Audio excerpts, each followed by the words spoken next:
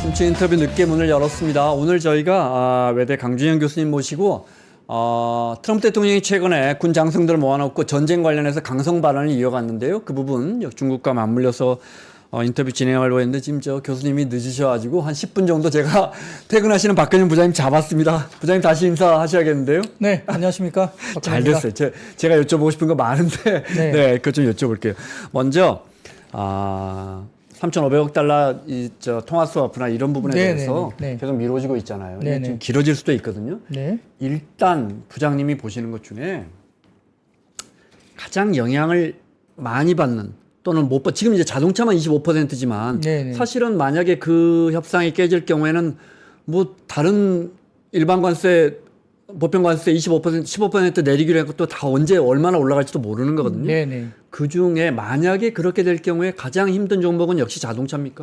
뭐 아무래도 지금 이제 철강과 알루미늄 이쪽도 50% 이제 맡고 있지 않습니까? 그 자동차 같은 경우는 뭐 강판이라든지 이런 것들 영향을 받기 때문에 그 부분도 조금은 좀 아쉬운 부분이 분명히 되고 있는데 아무래도 지금 자동차 쪽이 25% 그대로 유지가 된다면 이제 일본 업체들이 15% 관세로 이제 변경이 됐고 EU 같은 경우도 이번에 이제 어쨌든 관세가 15%로 이제 낮춰졌기 때문에 그렇다면 자동차 입장에서는 이제 가격에 대한 경쟁력 이런 것들을 좀 고민할 수밖에 없는데 물론 뭐 고민은 되겠으나 실제 팔아서 데이터가 어떻게 나온지가 또 보여진다면 관세 영향이 별로 없이 잘 팔렸다 이렇게 확인이 되면 또 급반등이 뭐 주가 입장에서 나올 수 있는데 뭐 환경적으로서는 일단 25% 관세가 그대로 유지된다고 했을 때 일본 업체에 대해서 조금은 가격 경쟁력이 떨어질 수 있다면 좀 부담스러운 것은 분명하다 볼 수 있겠습니다.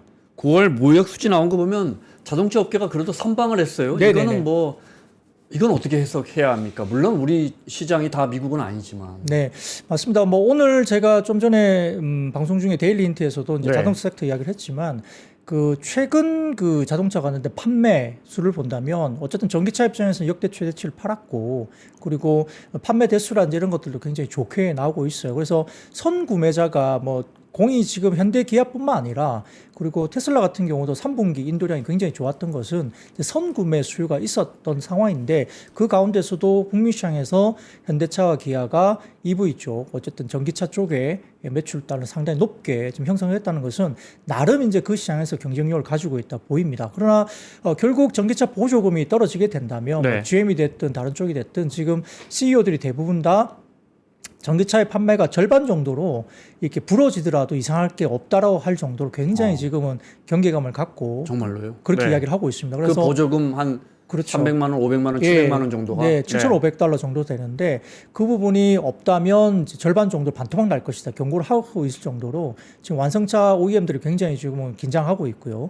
그러다 보니까 미국 시장에서 지금 살아남으려면 전기차를 못 하게 되면 결국 하이브리드로 가야 된다.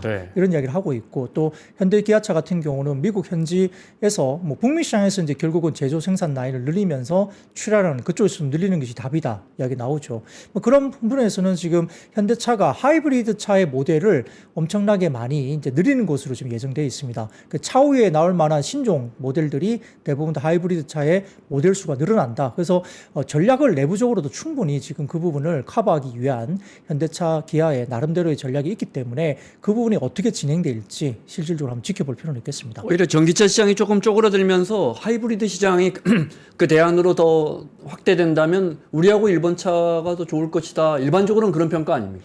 네, 뭐 일본이 역시나 이제 뭐 전통적으로 하이브리드 차량 시장에 강세가 있었던 뭐 당연히 그랬겠죠. 그런데 우리가 결국 이제 전기차 시장을 보고 미국을 봤지만 지금 그게 수요가 부러진다고 한다면 기존의 내연기관만 갖고 가기에는 뭐 한국의 경쟁 뭐 이런 부분들 물론 이제 제네시스라는 브랜드가 상당히 비싼 차종에도 불구하고 잘 팔리고 있지만 일단은 가격적인 부분이나 뭐 이렇게 합리적인 부분에서는 하이브리드 관련된 기대감이 높아지는 시장을 보이고 있기 때문에 뭐 국내에서도 결국 그 부분을 좀 집중적으로 모델을 늘리면서 어떤 전기차의 어떤 수요가 꺾이는 것을 좀 메이크업을 한다 이런 부분에서는 전략적으로는 저는 뭐 바람직한 방향으로 보고 있습니다.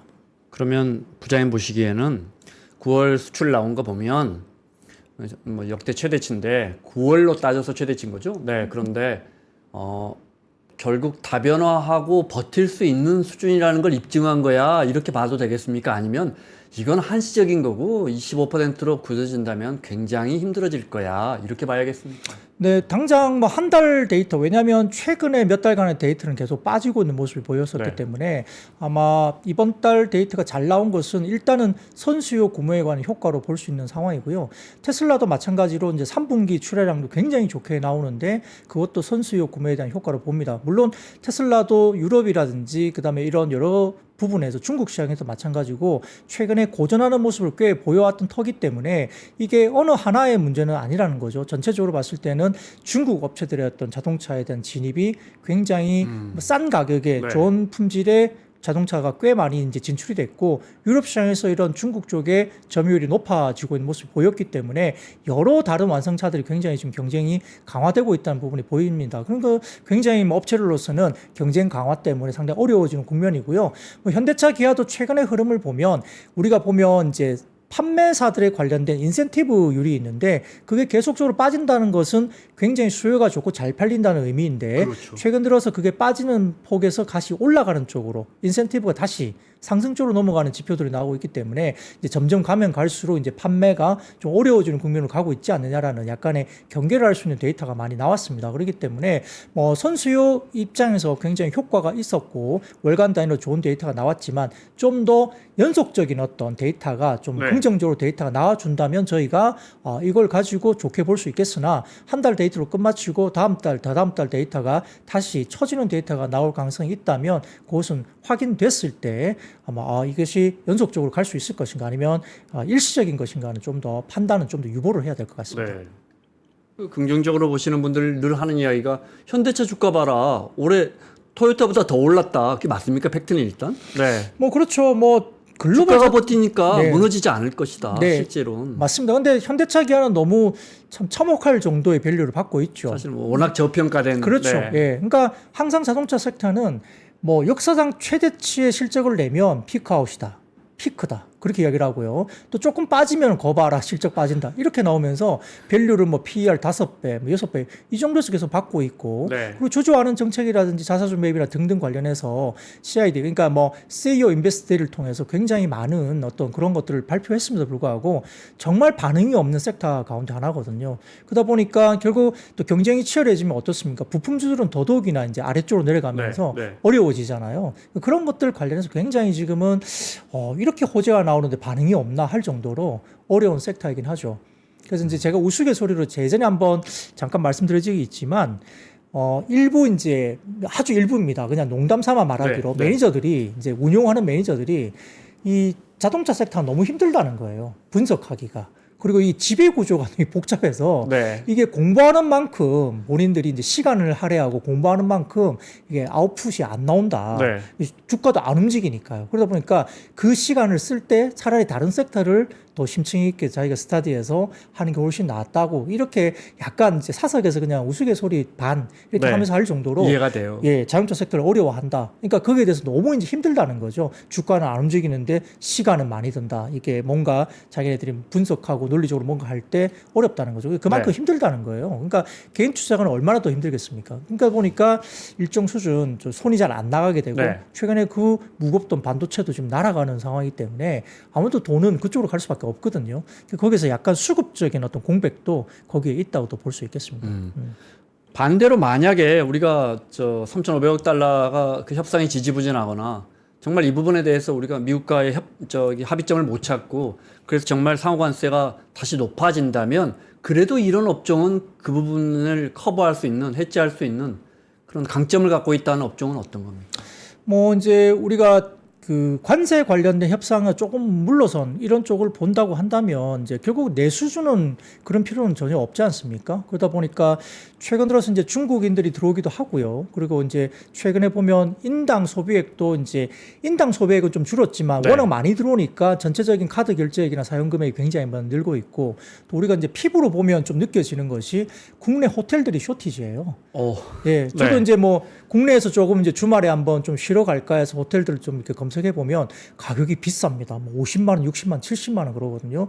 뭐 코로나 지나면서 그때 당시에 국내 호텔들 상당히 공실이 많았을 때는 국내 뭐 서울 지역의 호텔들로 상당히 좀 저렴하게 네, 사용할 수 있는 가격이 있었다면 최근에는 외국인도 많이 들어오고 국내 뭐 개인들도 굉장히 많이 이제 뭐 또 호캉스라 그래서 많이 가기 때문에 네. 호텔 가격이 적정하게 진행됐던 부분들이 굉장히 많이 가격이 올라 있다. 그래서 이런 것들을 갔을 때 국내 호텔들이 쇼티지이고 앞으로도 마찬가지여서 이런 부분들 호텔 관련된 뭐 서부 T&D라든지 그리고 제주도와 연관된 호텔과 카지노를 하고 있는 뭐 롯데관광개발 이런 종목들 주가들이 꽤 많이 올라왔었죠. 네. 그러니까 내수와 관련된 것들이 좀 오고 있고요.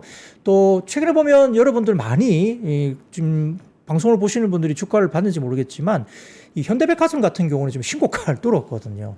우리가 백화점주를 잘 안 쳐다봤잖아요. 그렇군요. 예, 네. 그래서 그런 것들이 관련해서도 내수 관련된 부분들이 상당히 좀 의외로 그런 종목들이 신고가를 이제 뚫고 가는 최근의 모습들 9월 달에 나오는 종목들이 꽤 있었다는 점에서 그런 것들은 영향이 별로 없습니다. 그래서 그걸 보셔야 되고요.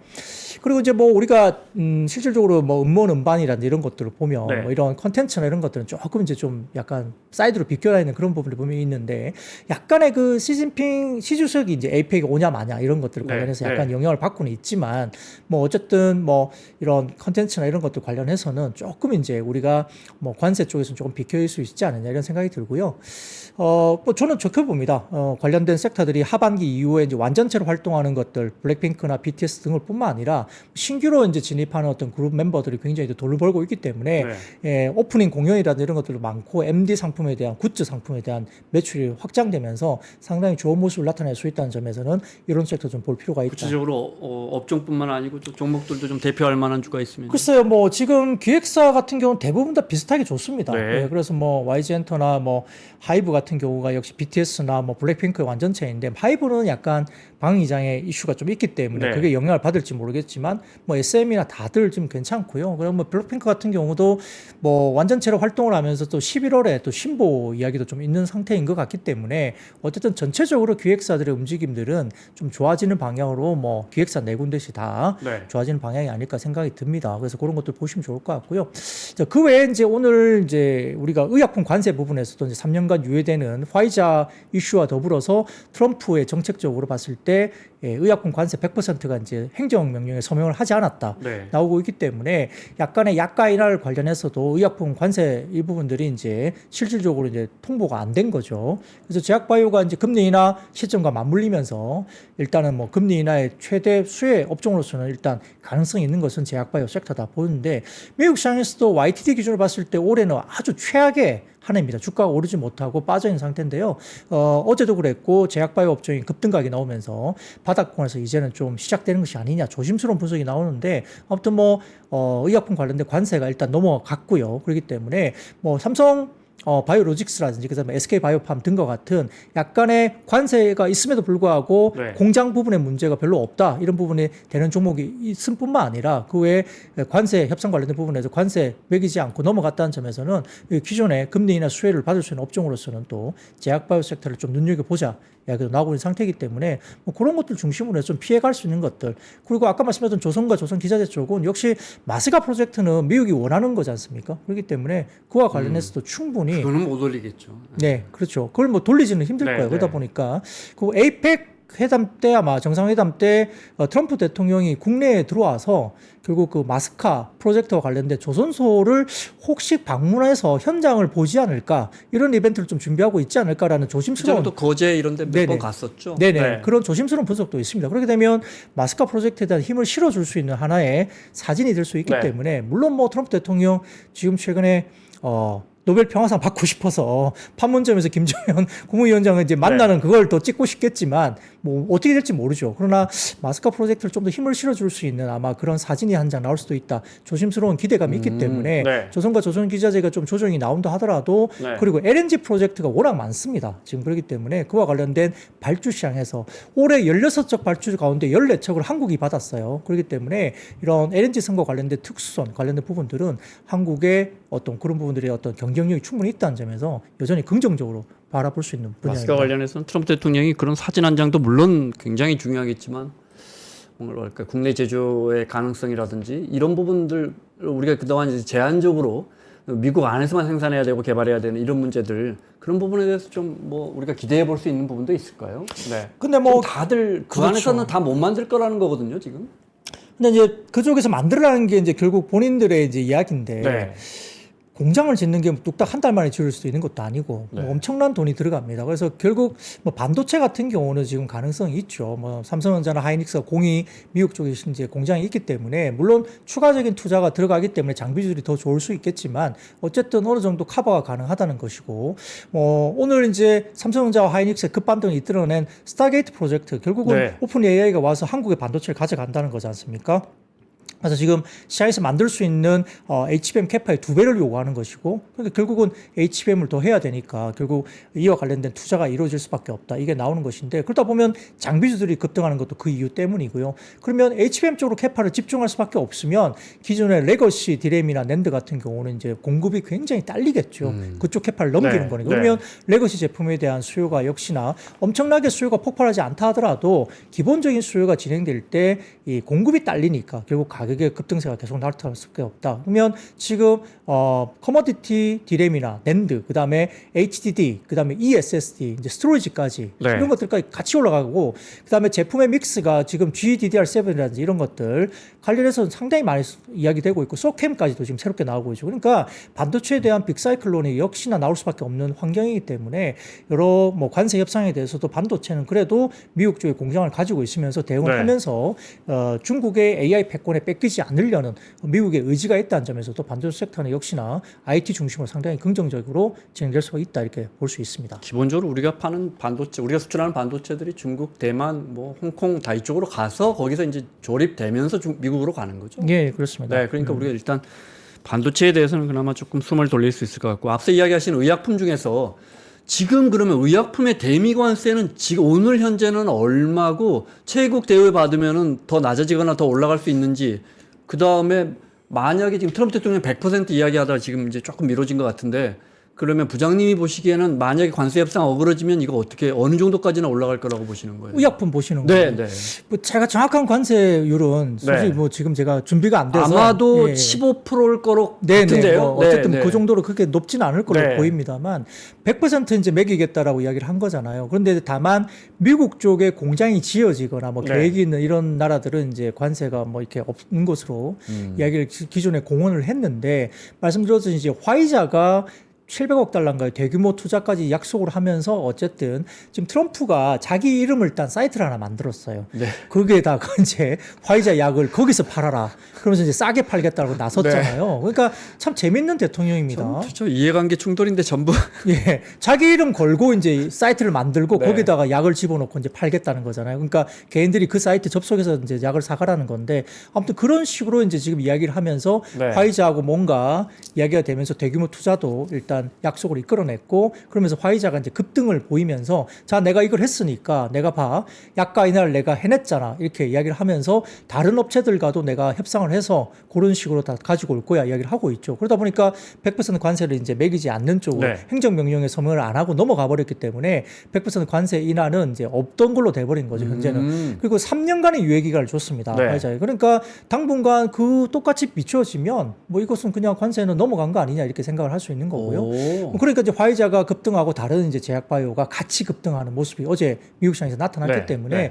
일단 좀 지켜봐야 됩니다. 뭐 트럼프 대통령은 하루도 안 멀가하고 또 말을 바꾸는 사람이니까 오늘 이랬다고 해서 그게 연속적으로 오래 갈 것이다 보기도 좀 쉽지 않기 때문에 언제 어떻게 바뀔지 모르겠으나 현재까지는 이제 한 고비를 넘기고 이 의약품 제약바이오 쪽은 어느 정도 이 관세에서 조금 벗어난 거 아니냐, 그렇게 평가를 받고 있는데, 뭐 국내에서 뭐 제약바이오가 비만 치료제 관련해서 최근에 주목을 받으면서 주가들이 꽤 오른 종목도 있습니다. 네. 그러나 전반적인 흐름에서는 제약바이오 섹터가 이 금리 인하기에서는 어쨌든 가장 큰 수혜를 볼 수 있는 섹터이고, 또 연간 단위로 봤을 때 연말에 M&A라든지 그다음에 여러 가지 라이센스 아웃이 집중되는 경우가 되게 많습니다. 네. 그래서 제약바이오 섹터가 그런 특성을 가지고 있기 때문에 11월, 12월을 겨냥해서 좀 상당히 좀 주목을 받을 가능성이 높다는 점에서도 제약바이오 섹터에서 조금 더 우리가 활발하게 스타디를 할 필요가 있다 보입니다.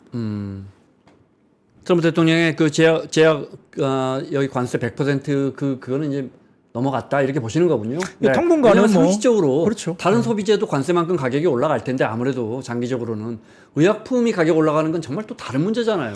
그렇죠. 네. 예, 미국 시장에서도 그게 저항이 심할 거로 봅니다. 그러니까요. 왜냐하면 뭐 네. 미국 시민들 입장에서도 야, 이게 사람 생명 갖고 장난하나? 뭐 이럴 수가 있잖아요. 그러면은 뭐 관세를 100% 높이겠다 그러면 가격이 올라가는 건가? 네. 그럼 뭐 가뜩이나 미국은 한국과 다르게 한국은 여러 가지 뭐 의료보험이나 잘 돼 있어서 뭐 약가가 그렇게 뭐 우리가 이제 느끼지 못하고 있지만 미국은 엄청나게 이제 의료 관련된 서비스가 비싸지 않습니까? 그런 것들을 또다시 이제 그런 식으로 100% 관세를 매겨버리면 뭐 미국 국민들은 그러면 죽으라는 이야기인가 뭐 이렇게 느껴질 수 있는 거죠. 그러니까 아마 저항이 굉장히 심할 거고요. 또 여러 제약사들이 워낙 큰 이제 빅파마들이 많기 때문에 네. 그 사람들도 로비를 할 가능성이 있어서 뭐 트럼프도 여러 가지 부분에서는 저항을 그렇게 쉽게 뭐 가볍게 생각이 좀 어려울 것이다 생각이 듭니다. 알겠습니다. 부장님 쪽으로 가시는데 오늘 저희가 붙잡았는데 마무리로 그럼 관세 협상이 지지부진하거나 만약에 진짜 어그러질 경우에 이런 부분 또 우리가 좀 지켜봐야 한다. 네. 마무리 말씀 듣겠습니다. 네, 상당히 좀 어려운 국면입니다. 왜냐하면 3,500억 달러 직접 투자는 우리나라 전체 외환 보유고의 80%를 현금을 갖다 바쳐야 네. 되는 상황입니다. 이것은 이재명 대통령이 이거 하게 되면은 결국 우리가 IMF로 다시 예전에 금융위기로 다시 들어갈 수 있다 이야기를 한 것은 이 이유 때문이고요. 결국은 일본처럼 이렇게 관세 관련된 이렇게 뭐 수합이 정확하게 되어 있지 않기 때문에 일본은 그게 돼 있으니까 네. 뭐 어떤 계약을 했는지 모르겠지만 한국은 그렇지 않습니다.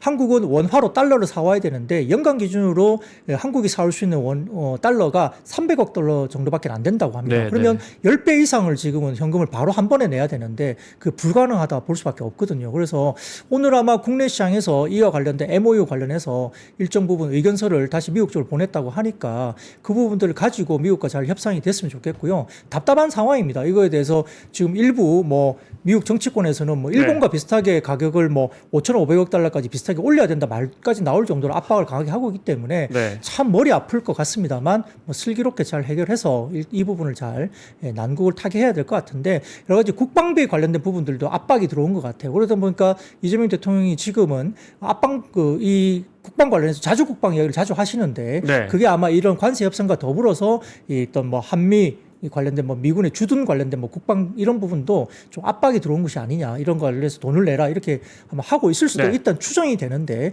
그런 것들을 잘 슬기롭게 해결을 좀 해야 될 것 같다. 근데 참 힘든 국면이다 생각은 듭니다. 그러니까요. 자, 마무리하겠습니다. IBK 투자증권의 박근영 부장님의 추가 설명 들었습니다. 감사합니다. 네, 고맙습니다.